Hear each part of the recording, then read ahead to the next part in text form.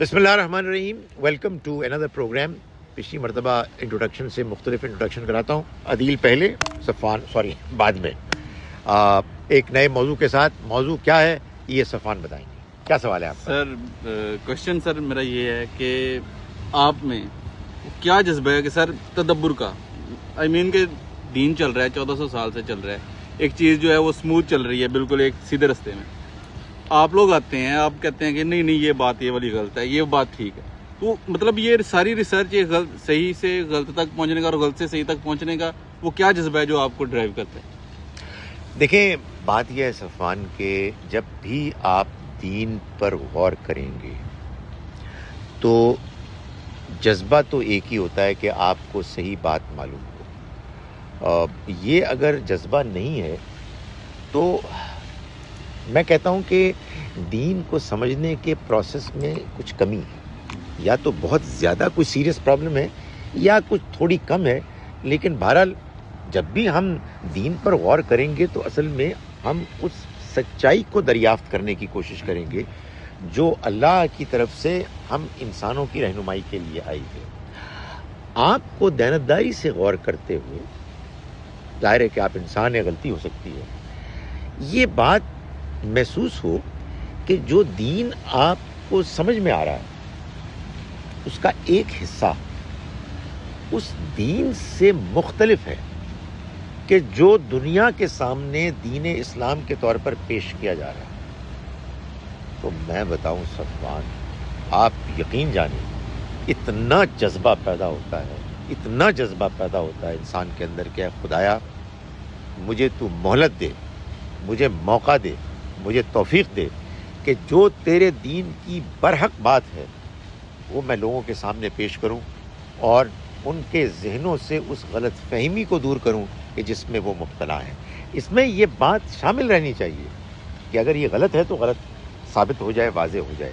لیکن یہ جذبہ ہوتا ہے. آپ یقین جانیں کئی مرتبہ میں نے اپنی زندگی میں یہ محسوس کیا کہ یار میں کوئی مولوی تو تھا نہیں، میں نے تو ایک دوسری ایجوکیشن حاصل کی تھی، MBA کیا تھا. یہ ٹھیک ہے کہ PhD کرتے ہوئے میں نے اسلامک اس میں ایجوکیشن کو بھی شامل کیا تھا اس کے ڈسرٹیشن میں، اور مجھے بڑے بڑے علماء کی صحبت حاصل ہوئی.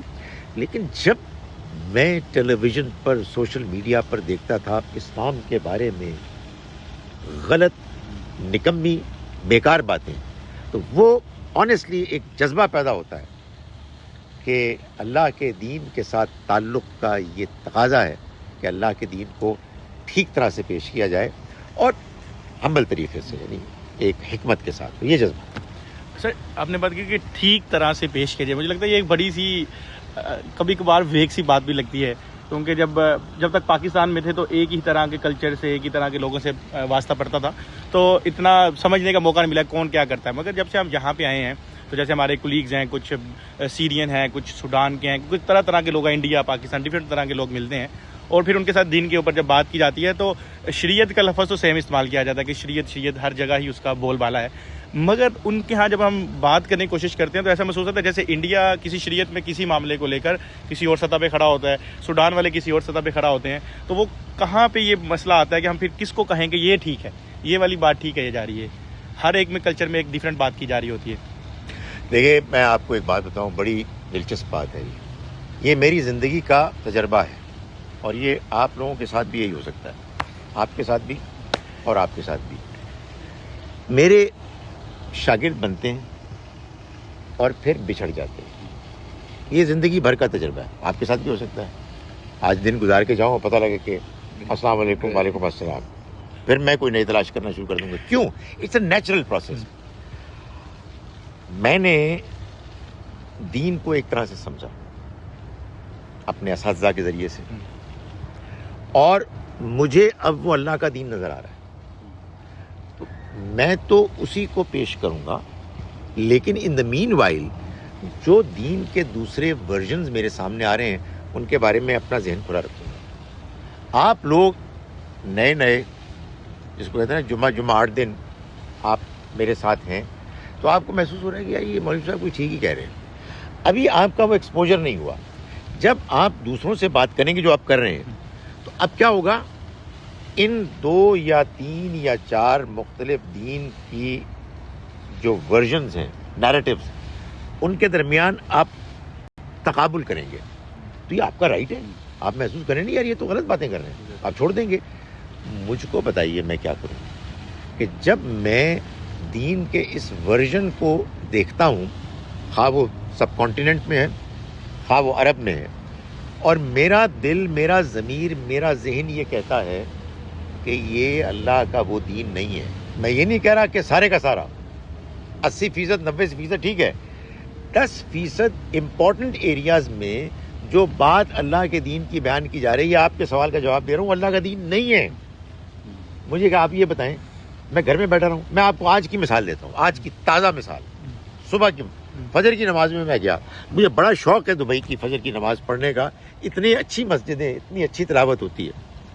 امام صاحب نے شروع کیا الحمدللہ رب العالمین الرحمن الرحیم ملک یوم الدین. سمجھا آپ؟ مالک یوم الدین نہیں، ملک یوم الدین. آپ یقین جانیے مجھے پہلے خیال ہوا کہ میں سلام پھیر کے نکل جاؤں، نماز میری ٹھیک نہیں ہو. میں نے دوبارہ نماز پڑھی، لیکن میں نے کہا نہیں یار یہ زیادتی ہے. ہوا کیا، انہوں نے احادیث اور تاریخ کی وجہ سے یہ رائے قائم کی کہ قرآن کو ایک سے زیادہ طریقے سے پڑھا جا سکتے ہیں، 7 قراتیں ہیں. تو مالک یوم الدین آپ امیجن کریں، ہم پڑھتے چلے آ رہے ہیں، انہوں نے اس کو ملک بنا دیا، ان کے نزدیک یہ بھی دین ہے.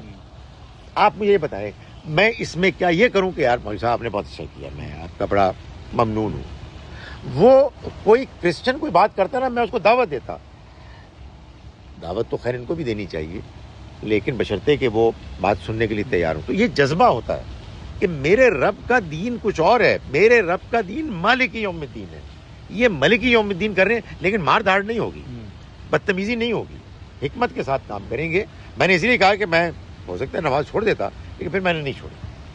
سر لیکن جب ہم دین سیکھتے ہیں یا کوئی بھی علم سیکھتے ہیں تو ہم اس کی سب سے پہلے سٹارٹنگ میں جاتے ہیں کہ جی کہاں سے سٹارٹ ہوا، کیسے چلا اور کیا اب کہاں تک پہنچا ہے. تو سر ہم دیکھتے ہیں کہ آپ کا جو اسکول آف تھاٹ ہے اس کی تو بہت سی ایسی چیزیں ہیں کہ جو پرانے دور سے رائج ہیں، اور آپ نے بولا کہ نہیں جی یہ ٹھیک نہیں ہے. میں آپ کو ایک مثال دیتا ہوں قانون وراثت کی. وہ پیچھے سے ایسے چلتا آ رہا تھا، آپ نے یہ بول دیا کہ جی نہیں اس میں غلطی لگی ہے جو پرانے لوگ ہیں، اور ان کے آپ کے اسکول آف تھاٹ نے یہ بتا دیا کہ جی نہیں یہ ایسے ایسے ہے، اب یہ ٹھیک، یہ جو ہمارے والی کیلکولیشن ہے یہ بالکل ٹھیک ہے، پیچھے والی خراب تھی.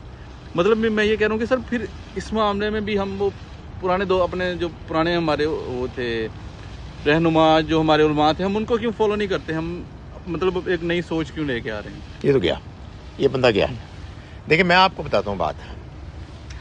آپ کو یہ محسوس لگے کہ یہ خالد صاحب یا ان کے استاد غامدی صاحب جو بات کر رہے ہیں نہیں سمجھ آئے، تو آپ انہی کو مانیں اس معاملے میں جو میجورٹی میں ہیں، جو بقول آپ کے پرانی بات لے کر چلے آ رہے ہیں. آپ کو یہ محسوس ہونے لگے کہ یار بات ویسے ان کی ٹھیک ہے، پھر مجھے آپ بتائیں گے کہ آپ کریں گے کیا. آپ کہیں گے بات ویسے ان کی ٹھیک ہے، ویسے ہیں وہ پرانے. اصل بات پرانے اور نئے کی نہیں ہے، اصل بات یہ کہ دین کیسے سمجھتے ہیں آپ. دین میں اصل چیز کیا ہے؟ پرانے اور نئے نہیں، اصل چیز اللہ کی کتاب ہے. اگر غامدی صاحب آپ کو سورہ نساء کی آیت نمبر 11 اور 12 سے یہ ثابت کرنے میں کامیاب ہو جائیں کہ اللہ نے قانون وراثت یہ بیان کیا ہے، تو آپ کیا یہ سوال اٹھائیں گے کہ یہ بات کتنی نئی ہے کتنی پرانی ہے؟ کمال ہے یار. آئی ایم امیزڈ جب لوگ یہ سوال کرتے ہیں. کیا اللہ کی کتاب اصل فیصلہ کن اتھارٹی نہیں ہے؟ آپ کہہ رہے ہیں نہیں وہ امام ابو حنیفہ نے کیوں نہیں فرمایا. تو پھر یار امام ابو حنیفہ کو اپنے کلمے میں ڈال دینا، پھر صرف لا الہ الا اللہ محمد رسول اللہ نہ کہیں بلکہ وہ لائن بھی ڈالیں. جیسے حالانکہ کلمے میں انہوں نے نہیں ڈالی، لیکن کم از کم ایک کلیئر بات شیعہ حضرات نے کی ہے کہ بھائی بات یہ ہے کہ لا الہ الا اللہ محمد رسول اللہ ہی ہے، لیکن پھر اس کے بعد 12 امام ہیں.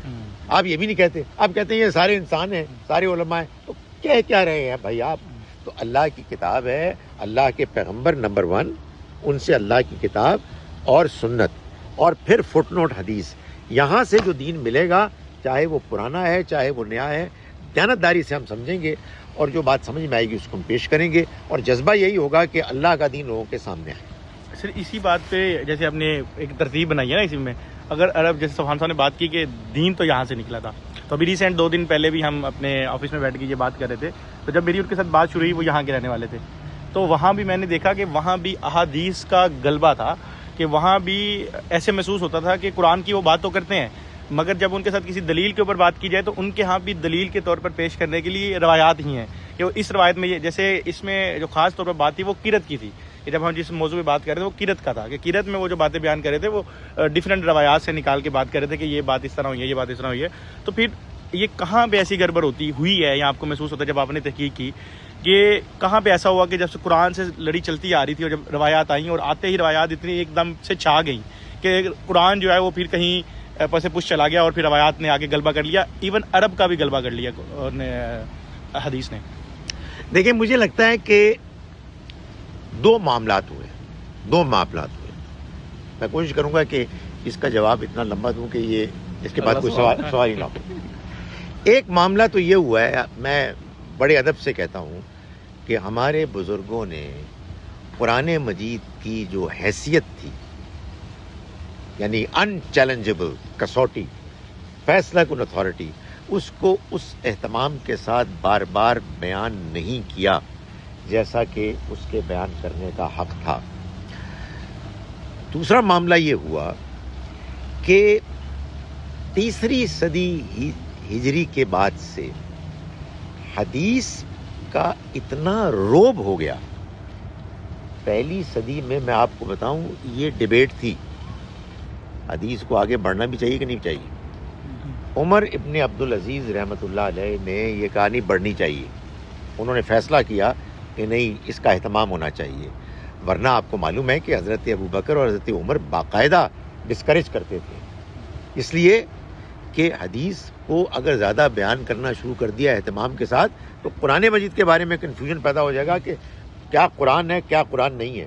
وہی حال ہو جائے گا کہ جو آج کل بائبل کا ہے، اسی کے اندر تورات ہے، اسی کے اندر زبور ہے، اسی کے اندر انجیل ہے، اسی میں تاریخ ہے، اسی میں گپیں. اتنا مکس اپ ہے کہ آپ اس کو نکال نہیں سکتے. تو یہ عظیم کام کیا ہمارے دور اول کے جو عظیم صحابہ تھے کہ انہوں نے حدیث کو انکریج نہیں کیا ٹو بگن ود، لیکن حدیث موجود تھی. بعد میں جب قرآن مجید کے کلیئر ہونے کا معاملہ بالکل آخری حد تک واضح ہو گیا اور اسٹیبلش ہو گیا تو پھر حدیثوں کی طرف ایمفسائز کیا گیا.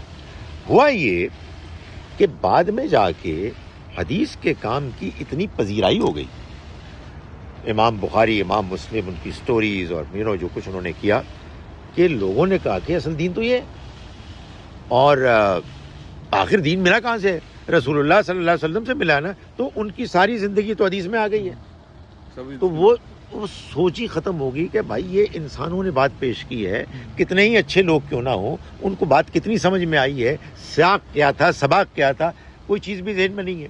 تو اس وجہ سے اس غلبے کے نتیجے میں لوگوں کو خیال یہ آنا شروع ہو گیا کہ شروع سے دین ایسا چلا رہا ہے. آپ نے کہا نا، آپ میں سے کسی نے پوچھا کہ بھائی دین تو یہاں سے شروع ہوا، آپ وہاں سے ہندوستان میں بیٹھے ہوئے آج سے 150 سال پہلے ایک نئی بات کر رہے ہیں. ارے بھائی یہ بات بھی وہ بڑی دلچسپ بات غامدی صاحب نے ایک مرتبہ کی کہ کسی نے ان کو طنز کیا کہ غامدی صاحب سنا ہے کہ آپ کچھ نئی باتیں کر رہے ہیں. تو غامدی صاحب نے کہا کہ اصل میں بات پتہ ہے کیا ہے؟ بات یہ ہے کہ جو آپ لوگ بات کر رہے ہیں وہ 1200 سال پرانی ہے، جو میں بات کر رہا ہوں وہ 1400 سال پرانی ہے. یہ بات صحیح ہے کہ بات یہ ہے کہ پہلی 2 صدیوں میں آپ کو معلوم ہے کہ جو مسلمانوں کی تھا نا علاقہ امت، وہ علمی طور پر 2 حصوں میں ڈیوائڈڈ تھے.